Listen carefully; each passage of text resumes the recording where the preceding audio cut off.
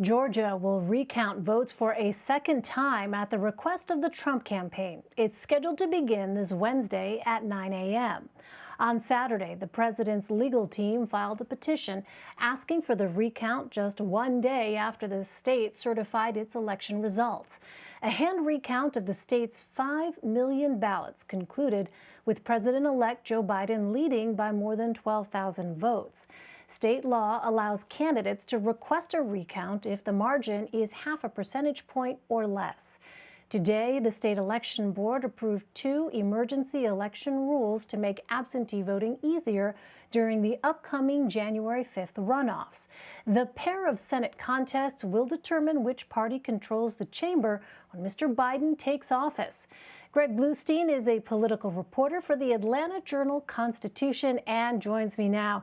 Hey there, Greg. So what can you tell us about Secretary of State Raffensperger's announcement about the recount status? Yeah, well, the recount's expected to end next Wednesday.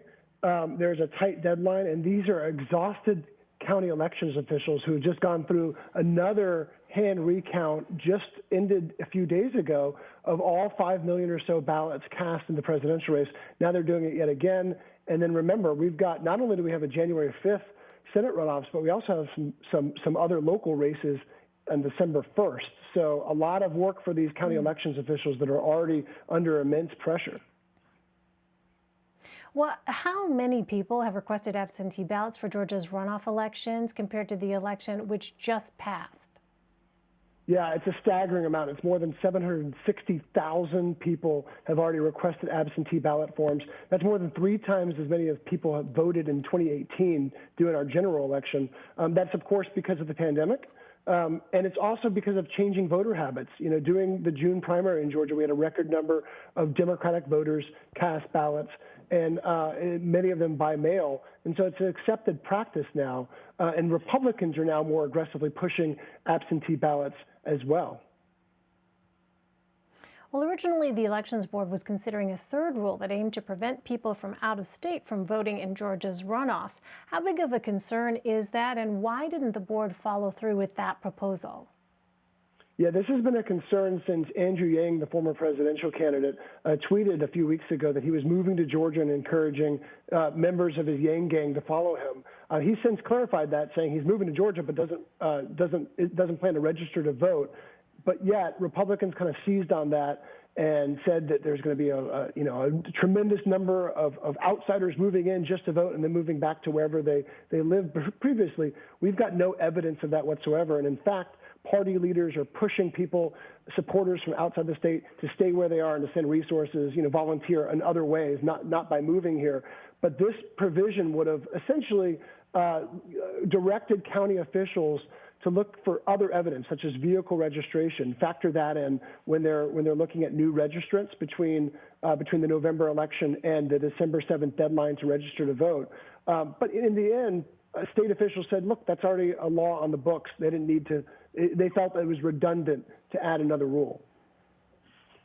Interesting. Well, President Trump criticized Georgia's manual recount because it did not verify voters' signatures. Some Republicans, including Governor Brian Kemp, have called for a signature audit. Now, today, elections officials shot down that idea. Which ballots could the Trump campaign would the Trump campaign rather like to see disqualified? And why are elections officials unlikely to do that? Yeah, I mean, without evidence, the president has called Georgia's vote riddled with fraud. And again, there's been no evidence whatsoever, and Republican election officials have said that. But what he wants is something that's impossible. He wants a signature verification that ties back the signatures to the ballots that were cast. And that is enshrined in Georgia law of secret ballots. So once elections officials tally those ballots, they're separated. There's no way to kind of cross-check them. What some other Republicans have called for is basically a signature verification of the ballots that the envelopes that those absentee ballots came in on, match back to voter registration. That is feasible, but tremendously difficult. And state elections officials said today, there's no reason to do it. There's no evidence to support such an exhaustive review. Well, in an interview with Newsmax on Saturday, a lawyer associated with President Trump, Sidney Powell, made a number of unfounded claims, including the accusation that Republican Congressman Doug Collins likely lost the special election to Kelly Loeffler in a rigged contest. Now, the Trump campaign is distancing itself from Powell. But Greg, how might these attacks on Georgia's voting system end up hurting Republicans?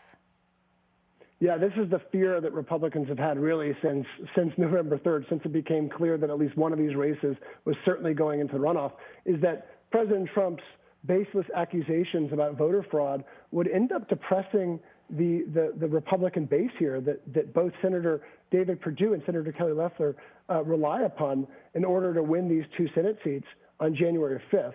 So what they're fearful of is that all these accusations, all these tweets, all the social media stuff about a preordained result, a rigged election, will be the equivalent of a wet blanket thrown over GOP turnout. And so they're pushing aggressively back, trying to energize their base without antagonizing President Trump.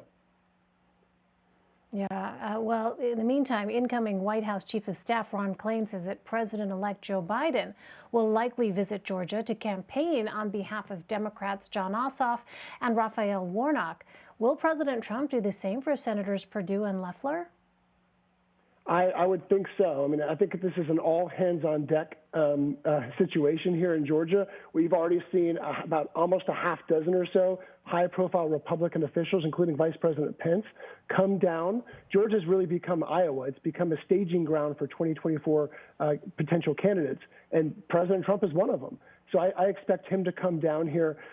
What the candidates are worried about is if he focuses more on his own election rather than their election. But I think they take whatever they can get. On the Democratic side, I think we'll see Vice President-elect Kamala Harris. I think we'll see former President Obama. And I think we'll see, as you just mentioned, President-elect Joe Biden.